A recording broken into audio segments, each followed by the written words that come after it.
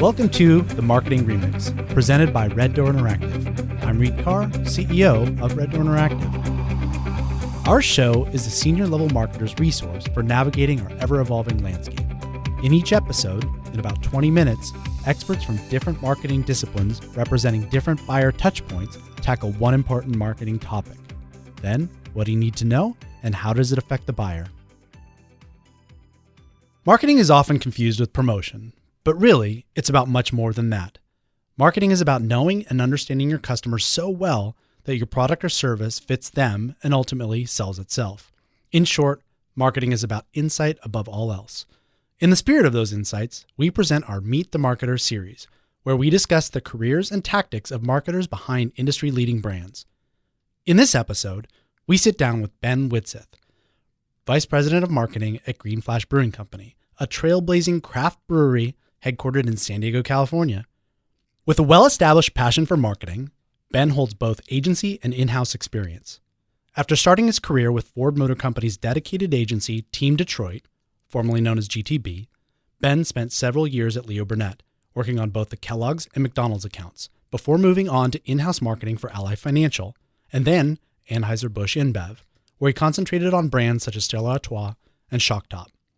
Now with Green Flash, Ben is focused on keeping craft beer fans thirsty for more, as their brand continues to innovate with experimental, limited edition, and seasonal offerings, in addition to their renowned lineup of longtime favorites. Ben, good to have you here.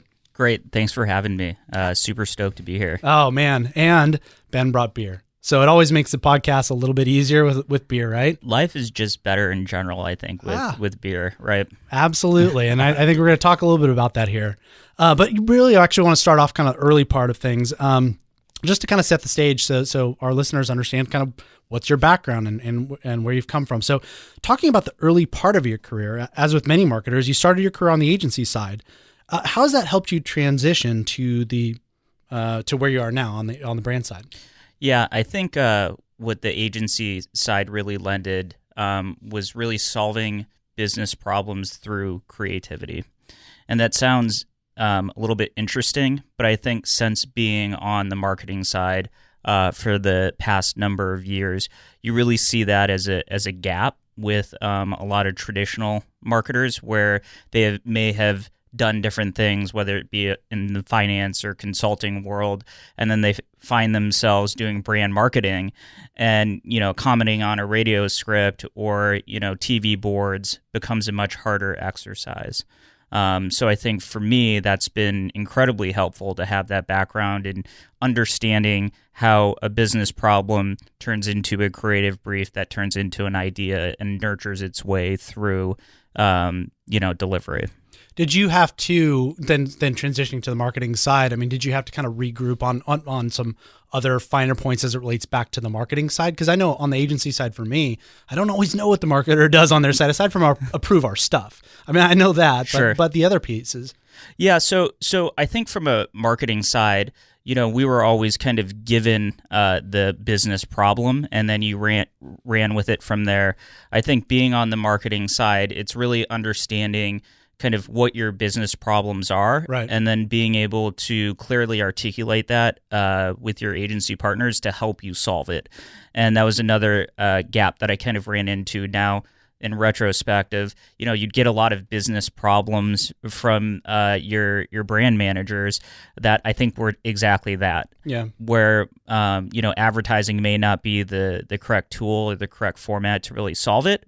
And so those are the sorts of things that I think through now as I go and interact with our agency partners. Well, and so back, going back as another part of your education is on the academic side. So Sure. You got your MBA at Michigan, and I'm sure that a lot of that was how to frame problems and a lot of other things. I mean, how do you apply what you learned then in school to what you're doing now? Because that's a little bit different. Yeah, no, it's certainly different. And I think going into business school, what the biggest realization was really how diverse, your classmates' backgrounds are.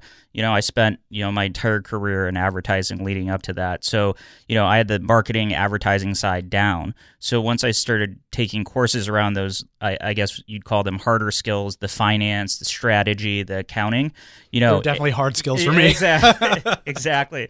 So that was more of a wake up call as far as all the different functions that went into running a business. And so coming out of business school, I think you then have an appreciation for the roles that all of these functions play relative to marketing, and you have a much more generalist type of perspective going into it. Yeah. So when I'm making a decision or creating our plans, I try to think of all of the other functions that are involved and how it impacts the business in total.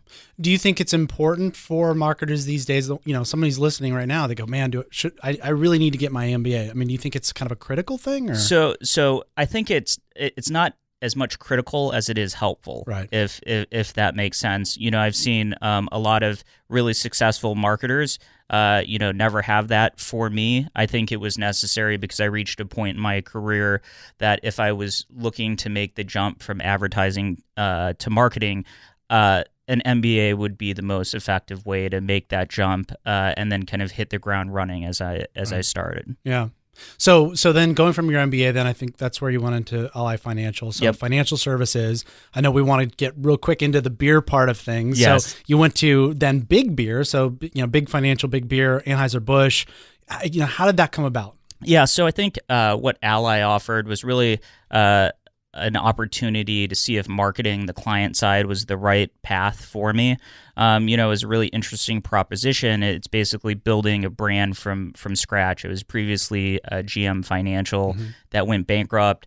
The company spun off and they rebuilt it as Ally. So, you're at a part of a brand's life cycle that's really exciting. And so after spending some time there, that kind of validated that marketing is something that I want to pursue as a kind of lifelong career. And then as I was going through business school, Anheuser Busch kind of came into the picture. And really for me, the drive for a marketer, and I think for most marketers and advertisers, is you want to work on brands that people are passionate about and industries that people are passionate about. And in the world of consumer goods, there's a lot of those things. But when you kind of narrow it down to beer itself, everyone has an opinion, and trust me when I say everyone has an opinion on beer. And so, there's of course upsides and downsides to working in an industry like that. But at the end of the day, I wanted to work in an industry that people cared about. And so when AB, started recruiting, I kind of zeroed in on them as the prime target that met that requirement.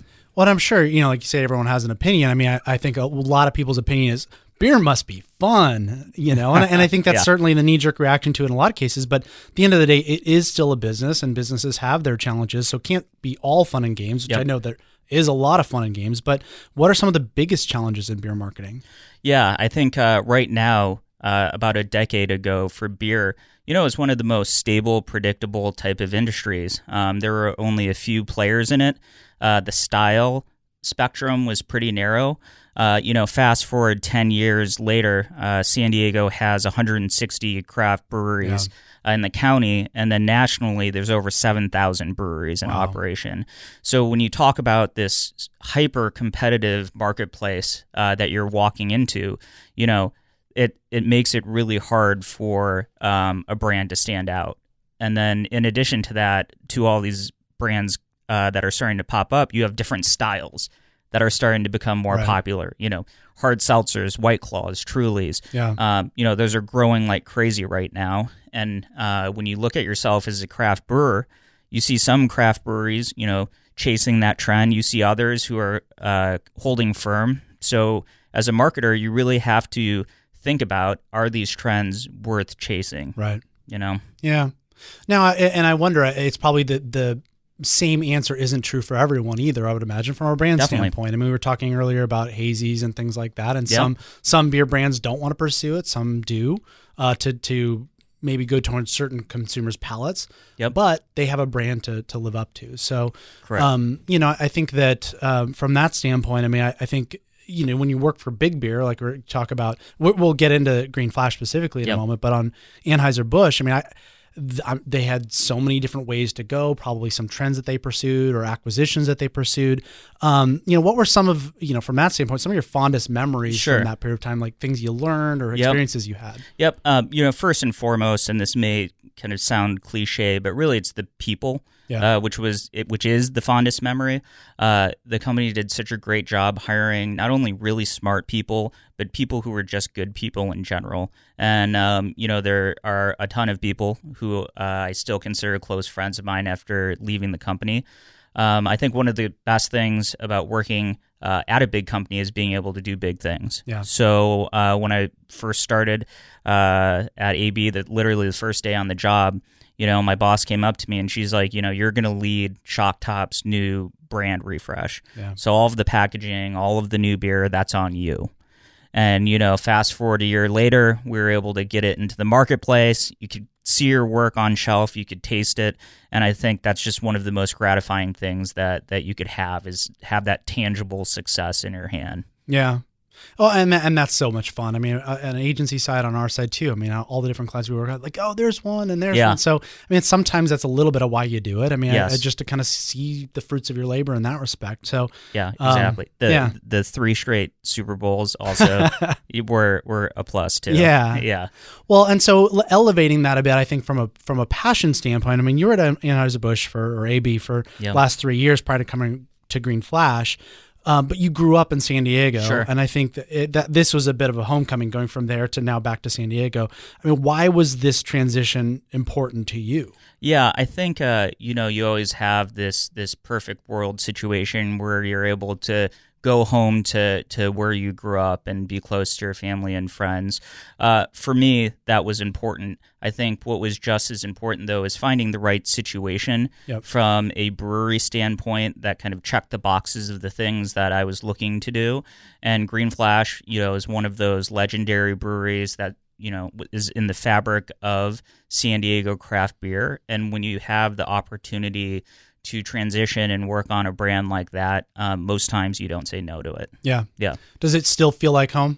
Oh, 100%. It's like I never left. And, it's nice not having to answer those questions when people ask you, are you insane for leaving San Diego and living here?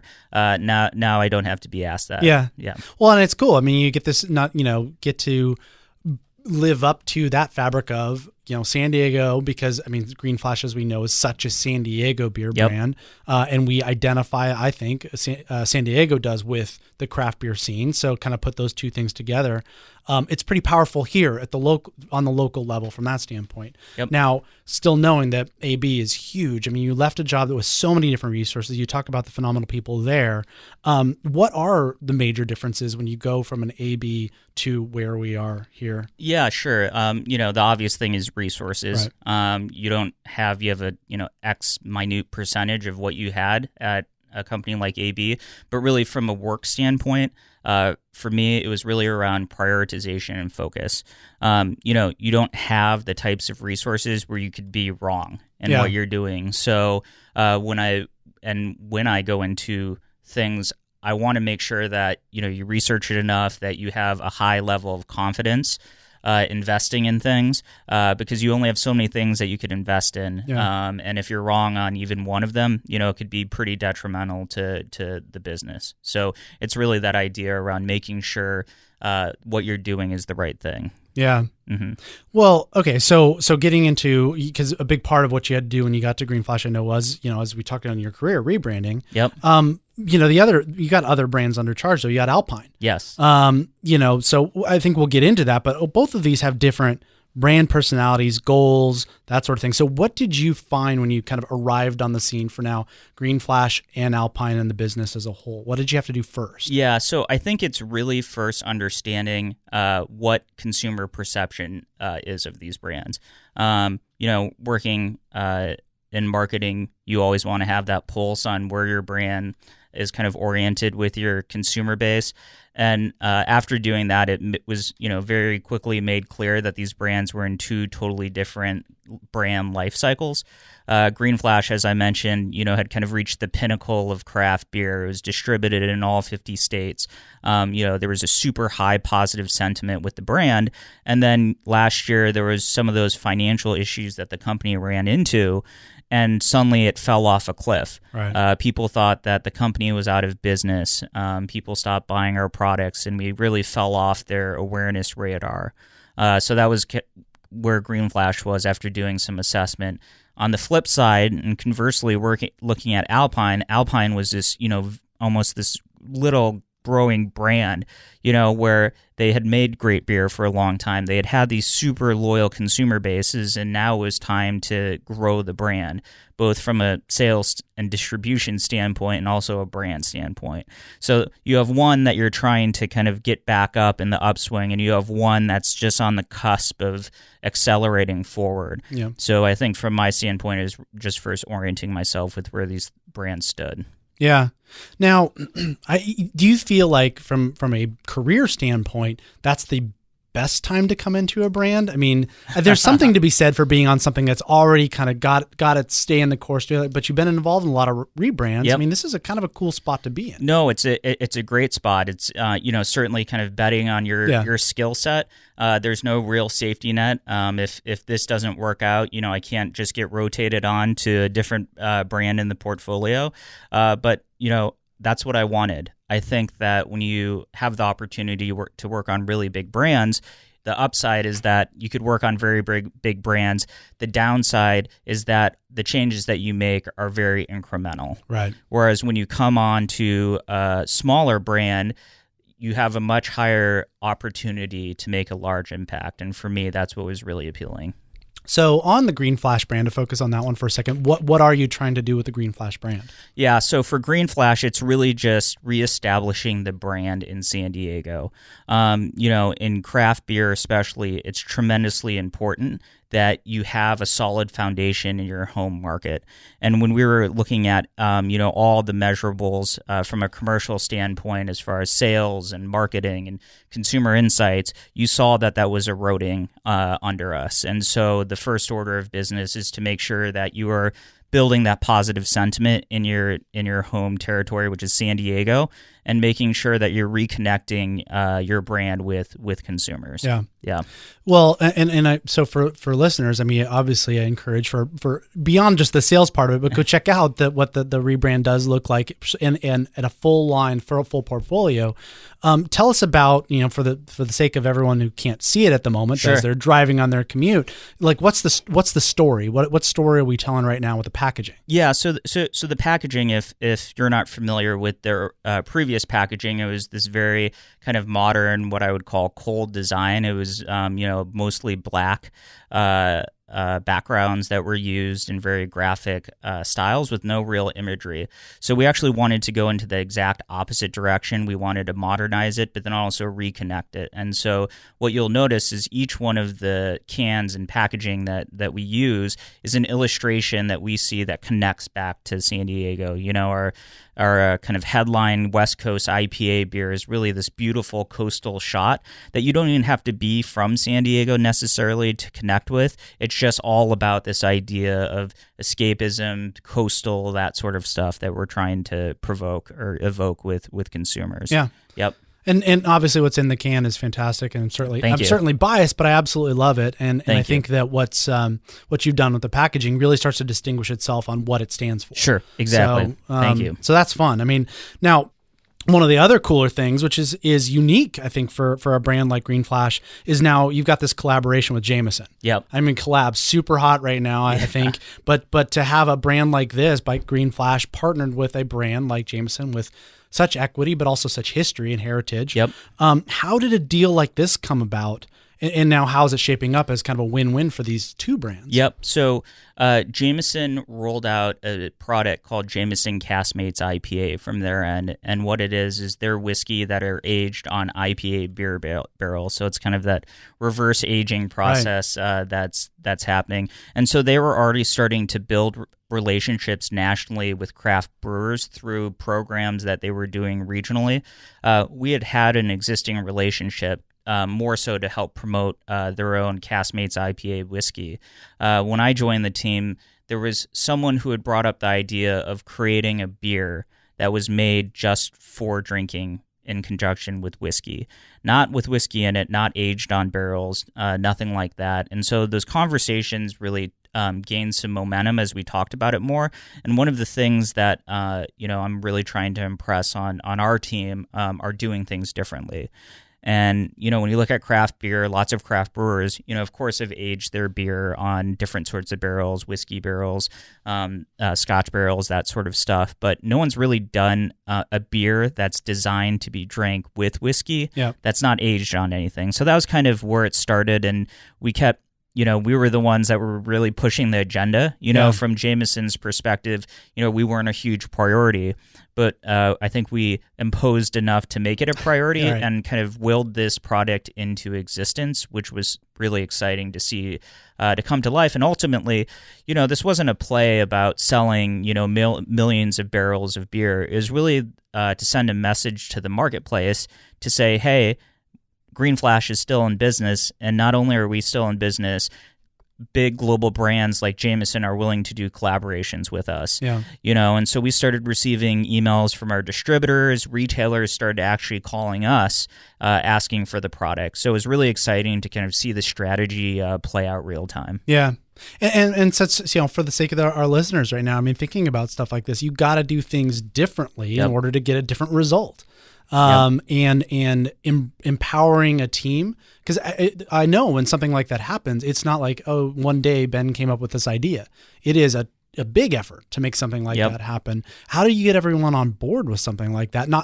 You had to get Jameson on board, obviously, then internally, how do you get the buy-in like that? No, that's a good question, because I think when you arrive at a company that has kind of gone through what Green Flash has gone to, you have a lot of doubt. Honestly, that's in the air, not only from the marketing team, but the total company around, this sounds great, but it will never happen. Right. And so from my standpoint, when I was at AB, you're in an environment, where everyone's driving forward together, and belief in the brands that you could really do anything. And so coming to Green Flash and, initially walking into an environment like that, it really regrounded me to say, okay, we really have to motivate people, and we have to show them that we could get a win under our belt and make them believe in the brand. Yeah. And so Jameson was kind of just the first big step for us to say to people, when things come across our desks and we say we're going to do it, and it's going to happen. It's not going to be something like in the past where we may have said we were going to do something and it didn't materialize. Yeah. Well, and that's a big win. I mean, that's not a little win. That's a big one. So, and big, bold, and ambitious, and that's cool. Now going on to the other side of the portfolio, from a brand standpoint. Now let's talk about Alpine. Yep. Now, how is that brand different? Fundamentally different? Sure. So, Alpine, what I would say is, so when you look at the two brands from a consumer standpoint, we see Green Flash really as this kind of entry-level craft product or beer for consumers. Alpine is really for more of those hop craft heads who really understand beer. They're willing to pay a lot more money for beer. Yep. And for Alpine specifically, it's consumers who have grown up with the brand. It started back in 1999, so these are people that have a familiar connection with it. It's really grounded in outdoors, which is awesome for us, and everything about the brand is organic. Fishing, there's the Alpine fishing team that really started from two guys who worked at Alpine who liked fishing, who started going out and just inviting anybody to join them, and they called themselves the Alpine fishing team. They started up an Instagram account. Now there's thousands of people who are quote unquote on the Alpine fishing team. Right. So you have all these kind of shreds of things that make the brand really authentic. And so for me and my team, It's really making sure that as we grow, that we keep intact those elements that make the brand authentic. Yeah. We don't want to lose that, and we certainly don't want to make it come off as gimmicky, because as soon as you do that, especially in this space with these types of Alpine consumers that you have, it's done. Yeah. They'll move on. So it's a different responsibility in a way. It's not just a different brand, but it's like a different mentality. Huge responsibility. Yeah. Yep. So, I mean, then, a lot of listeners probably have multiple brands to kind of keep within their portfolio or keep separate, but you're one person. Yeah. So how do you spend your time on two different brands and the responsibility associated with two different brands? Yeah, it's honestly really hard. On any given day, you're spending more time with one brand than the other. Any given program, you're spending more time with than with another brand. And so I think what I've found out that works really well is looking at everything as a portfolio and understanding, what are the plans for each one of the brands in totality, so you could plan accordingly. Every single person on my team works on both brands, so it's not feasible to think, that you could kind of ping pong back and forth. It really does take a tremendous amount of planning. You have to have really strong plans, and then you have to, again, going back to the prioritization piece, you really have to prioritize. Yeah. And I think as we've gotten much better at it, I think there's still room to be able to grow. But without planning, you're really going to not do very much on both brands if you don't have that. Yeah. Well, and one of the things I've seen in our time working with you as well is how great of a job you do, not just on the planning side, but part of it, there's one thing to have a plan, then the other part is communicating the plan, that people understand it and have a passion for what's in it and understand the strategy, the vision, and their role in it. Yep. So you do a fantastic job, as I have seen you do it. Oh, thank you. Because as an agency, you sit on the other side of it, and we're not sitting next to you or something like that. Yep. So I feel like I really understand it, and the team really understands it. Now, where did you learn that? I mean, where did you learn that skill and capability, or is it just something you kind of had innately within you? No, I think what's been great is that coming into this role at Green Flash and Alpine, it's really a mix of what I've done or what I did over the past few years at Anheuser Busch, which is really around kind of marketing strategy and new product development and learning and understanding the beer business, which is great. But then also going back to my roots in advertising and being able to merge and use creativity to solve business problems. Yep. And so when I was able to match up both of those types of experiences, I felt very comfortable. It just felt like the right thing coming into this role. Yeah. So been a year. Yeah. How's it going?